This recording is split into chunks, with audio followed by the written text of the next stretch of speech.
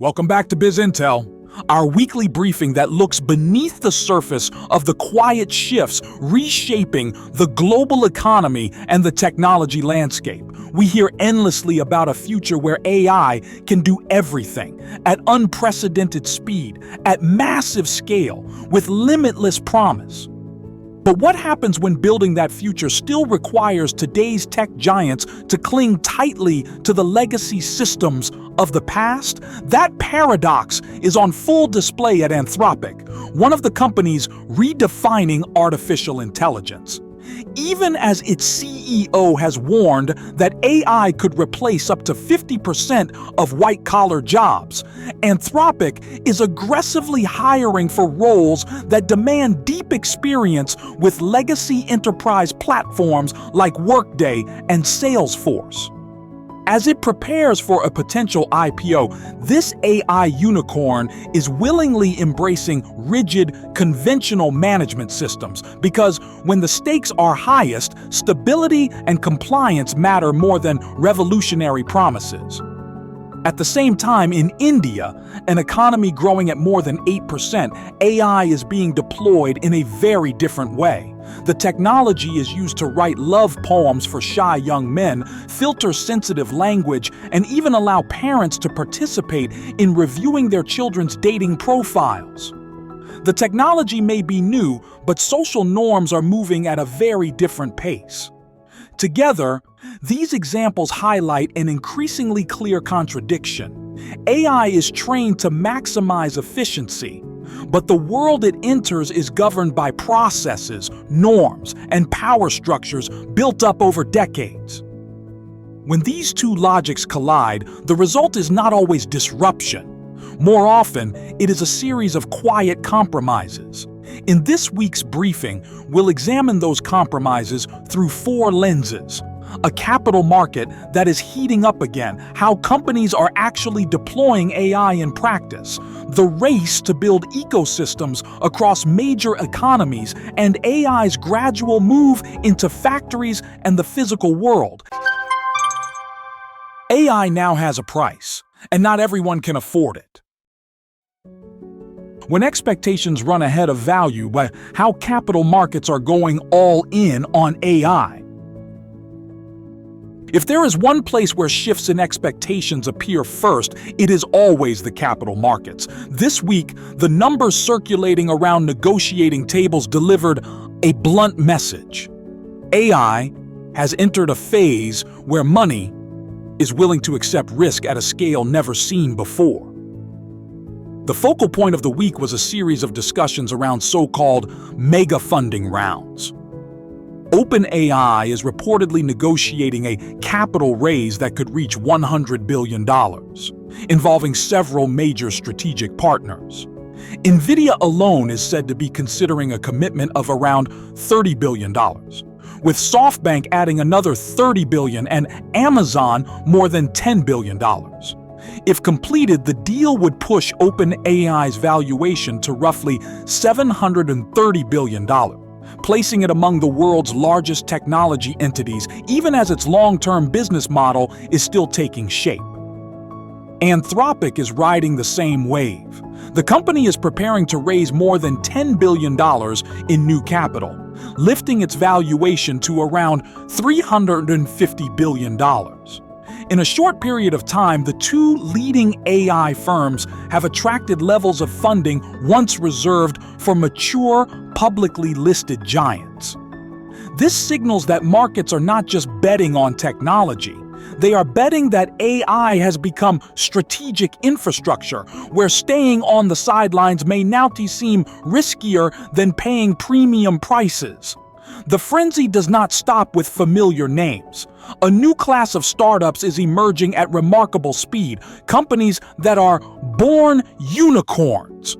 Core Automation, founded by a former OpenAI researcher, is aiming to raise between $500 million and $1 billion, despite having a product still in its early stages.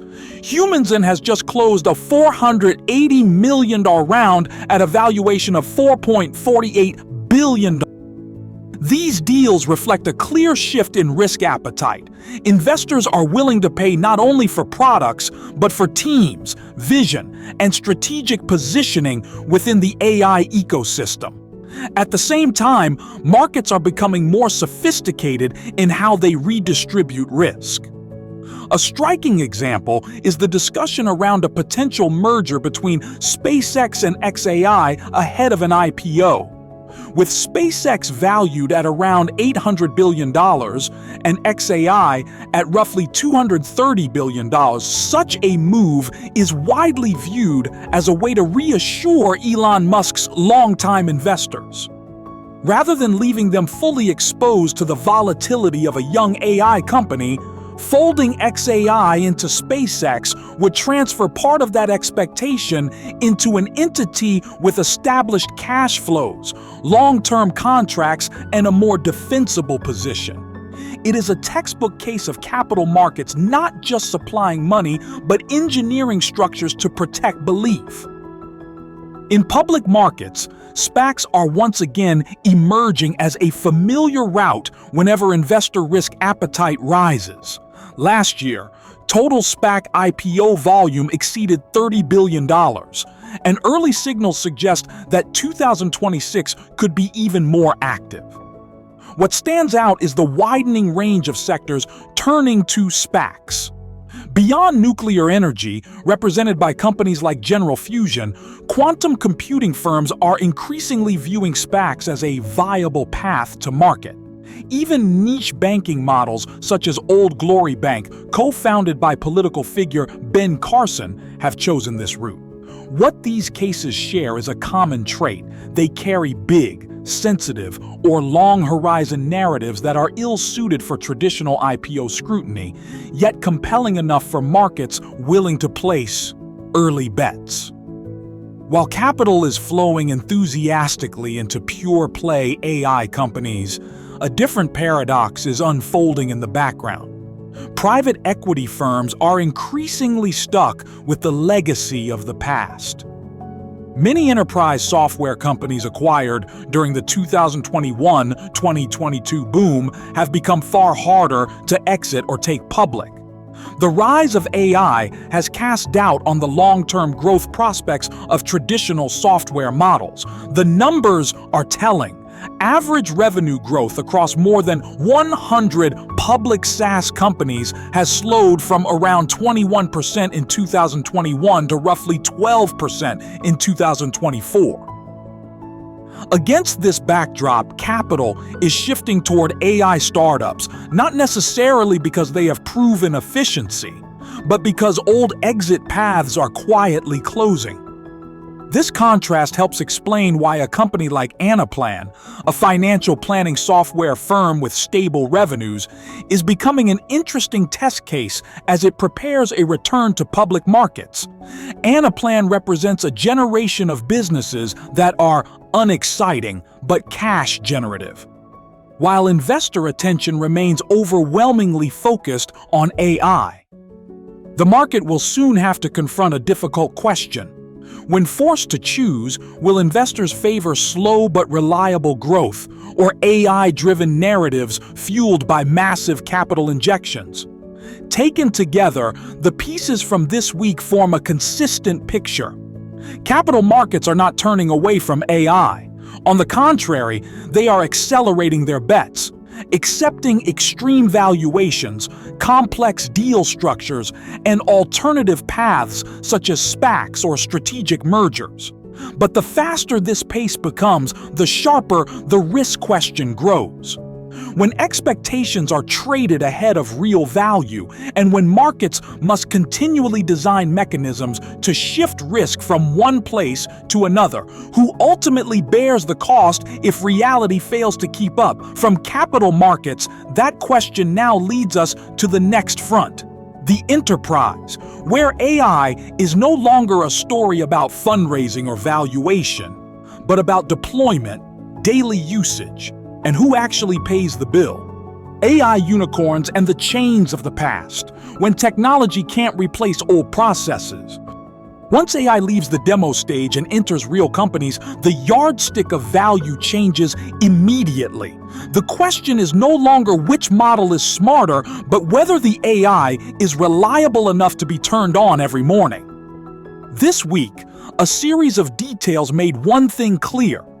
Enterprise AI is entering a very different phase. Rapid trials, narrow rollouts, and equally rapid elimination. Microsoft offers the clearest example of this pressure. The company has announced 15 million subscribers for Microsoft 365 Copilot, nearly double Google's 8 million Gemini Enterprise users.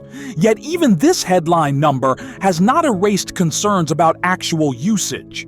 At roughly $30 per user per month, rolling Copilot out across a large corporation can quickly cost tens of millions of dollars per year. As a result, many companies deploy it only to small, select teams rather than company-wide. This helps explain why Copilot can boast impressive subscription figures, while daily usage, the metric that determines whether AI is a real work tool or just an expensive add-on, remains a major question mark. Google's Gemini Enterprise has reached around 8 million corporate users, and Microsoft is believed to have surpassed that thanks to Office's distribution power. But raw subscriber counts are no longer enough to reassure markets. What Microsoft executives are watching far more closely is daily active use. The difference between AI as a habit and AI as shelfware. That pressure is driving intense focus on AI agents. Instead of merely suggesting actions, agents are expected to work directly inside real environments. This week, Anthropic released a preview of Claude Cowork for macOS. The tool can control a computer to perform concrete tasks, turning photos of receipts into Excel spreadsheets, organizing hundreds of files, or moving seamlessly across multiple applications. Notably, Cowork is not being marketed as a finished product, but as an early experiment, turned on, tested for a few weeks, and kept alive only if it becomes a habit. Microsoft's reaction reveals how fast competition is intensifying.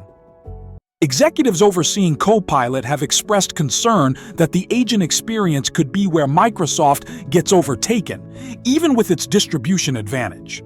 CEO Satya Nadella has reportedly urged internal teams to experiment with Claudebot, an open-source agent built on Anthropic's models, to accelerate agent development for Windows.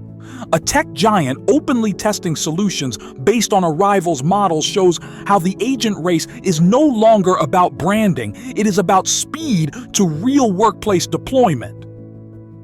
Yet this is also where the limits of AI agents become painfully clear. OpenAI once set an ambitious goal: agents reaching 10% weekly active users. Reality has been far harsher. Within months, the number of paying users for OpenAI's agents reportedly fell from around 4 million to under 1 million. The reason is deeply enterprise-specific. An agent only needs to fail a few times or slow down a workflow to be shut off. Unlike chatbots used for experimentation, agents intervene directly in daily work, and user tolerance for errors is close to zero. That is why, despite all the excitement around agents, core enterprise systems remain firmly in place.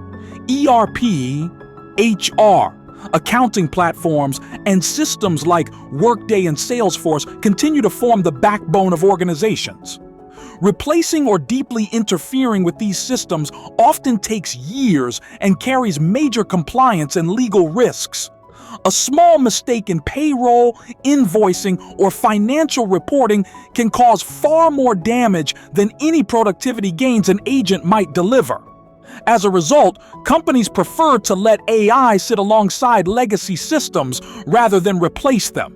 This creates a striking paradox. AI companies can talk openly about automating large portions of white-collar work, yet they themselves continue hiring specialists deeply familiar with legacy platforms to ensure AI fits existing workflows. AI is not limited by its reasoning ability, but by how organizations assign responsibility when something goes wrong. At the resource level, deployment pressure also shows up in how computing power is allocated. Microsoft has acknowledged that if it devoted all new AI chips to Azure, cloud growth could be even faster. Instead, a significant portion of capacity is reserved for Copilot and agents, where software margins are expected to be higher, assuming users actually engage daily. Enterprise AI thus becomes a capital allocation gamble, not just a technical challenge. Taken together, this week's signals form a consistent picture. Enterprise AI is being tested quickly and discarded just as fast. Agents that fail to become habits are switched off, regardless of which company built them. Systems that cannot guarantee stability and accountability remain untouched. And it is this brutal filtering process that is deciding which AI tools truly earn a place on the modern desk. As AI begins to touch daily routines this directly, the story no longer stays contained within individual companies. It expands into how entire economies and societies choose to adopt, limit, and shape AI in everyday life, where the same technology can be used in very different ways with very different consequences. From love poems to factories, when AI must adapt to local customs. Once AI moves beyond the enterprise and enters everyday life, it is no longer treated as a neutral technology. The same model, with the same technical capabilities, can be accepted in radically different ways across societies. Developments this week across multiple economies point to an increasingly hard truth. AI does not spread freely. It stops precisely where each society feels comfortable letting it go. In China, that stopping point is set far out. The AI race there is no longer about releasing new models, but about ecosystems and habits.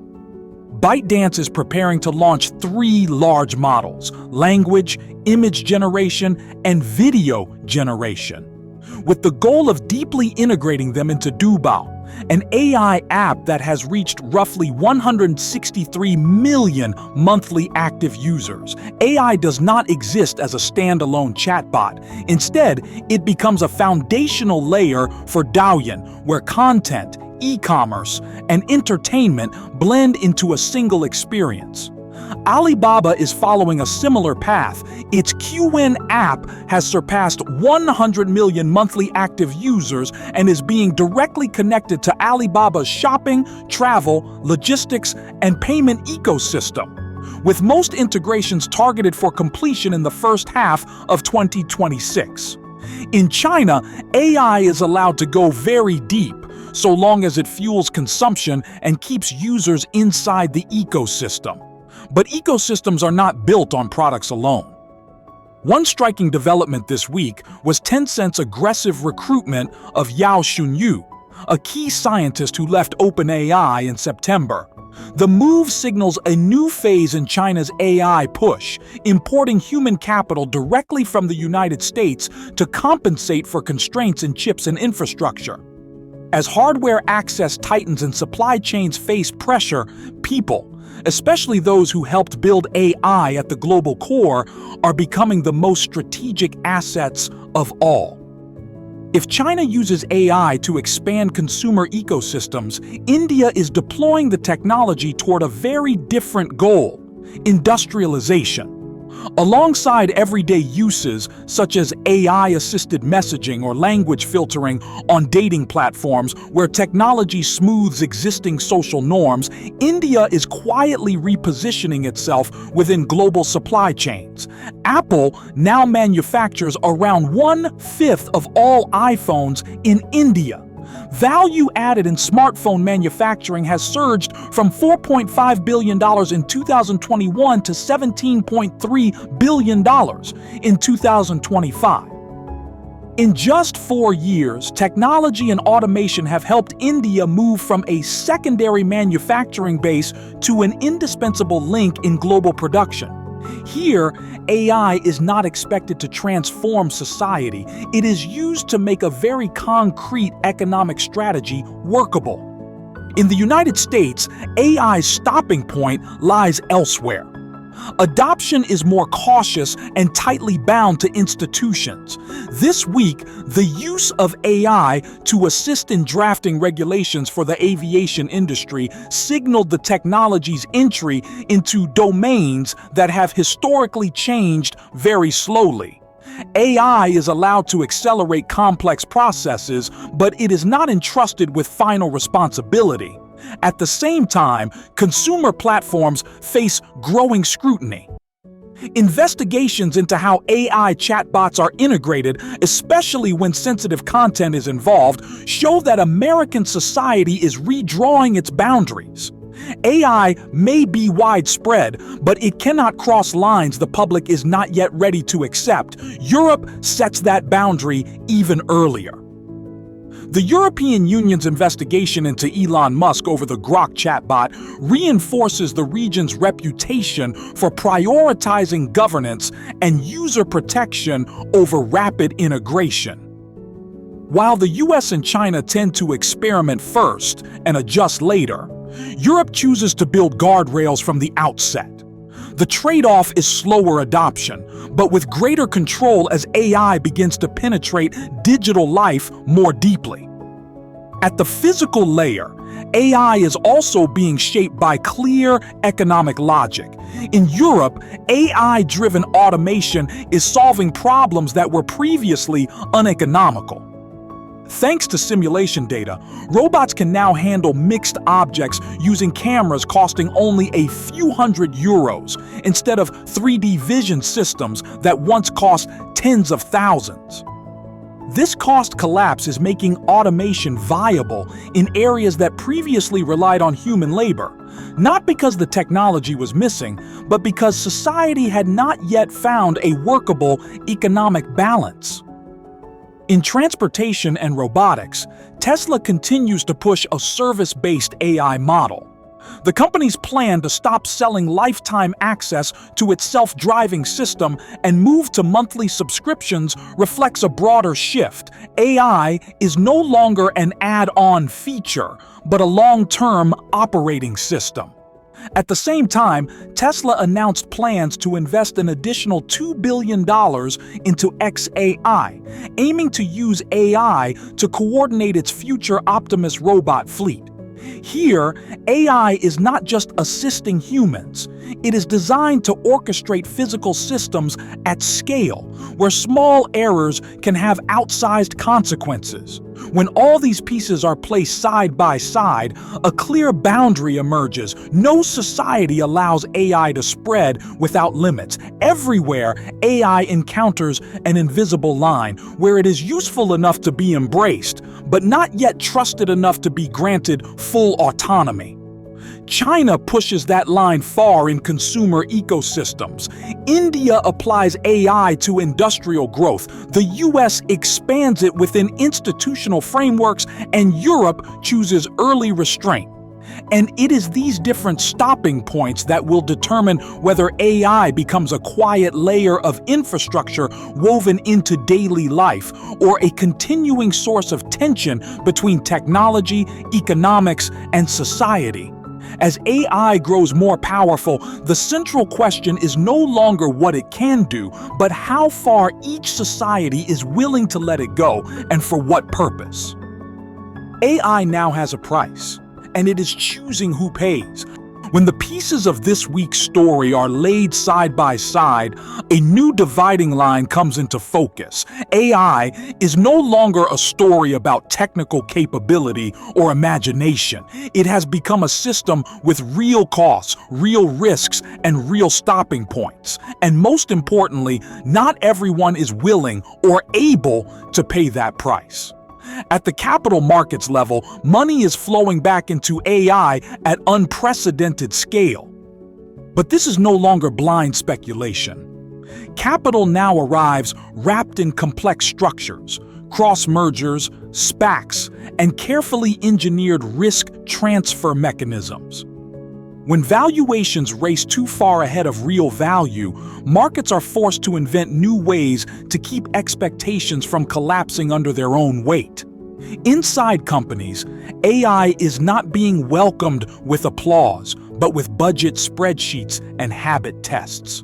Copilot, agents, and every other solution face the same blunt question: is it worth turning on every single day? Anything that is not smooth enough, reliable enough, or clearly tied to responsibility and outcomes is quickly switched off, regardless of whose logo is on it. Once AI moves into everyday life, the picture becomes even clearer. No society allows AI to spread freely. Each sets its own invisible boundaries, shaped by culture, institutions, and economic goals. China pushes AI deep into consumer ecosystems and technological self-reliance. India uses it to accelerate industrialization. The United States expands AI within institutional frameworks and accountability. Europe chooses early restraint to protect users. The same technology, but radically different forms of localization are taking shape. Seen this way, one conclusion is hard to deny. AI is no longer a single, unified wave. It is branching into multiple paths, and each path carries its own cost. Some pay with massive capital investment. Others pay with speed. Some pay with social acceptance. Others pay by moving more slowly than the rest. What they all share is simple. AI is no longer free. Not free in money, not free in energy, not free in responsibility, and not free in social impact. As AI acquires a real price, the gap between those who talk about the future and those who actually operate the future will continue to widen. This week, AI appeared neither rosy nor apocalyptic. It looked more like infrastructure being built while already in use. Those with sufficient capital, discipline, and patience, such as Microsoft, which is willing to sacrifice some Azure growth to prioritize higher-margin software like Copilot, are likely to keep moving forward. Those who rely on compelling narratives without operational realism may gradually fall behind. For businesses, the question is no longer whether to use AI, but how far to use it while still controlling risk. For workers, the question is not whether AI will replace them, but where their value sits within a system that is becoming more expensive and more disciplined. And for society, the hardest question may be this: how far are we willing to let AI go before we feel the need to pull it back? This week, the remaining question was not how smart AI can become, but who is strong enough to pay the price to keep it running in the real world. Thank you for following BizIntel. See you next week as we continue to examine how, in this increasingly expensive game, the survivors are beginning to reveal themselves.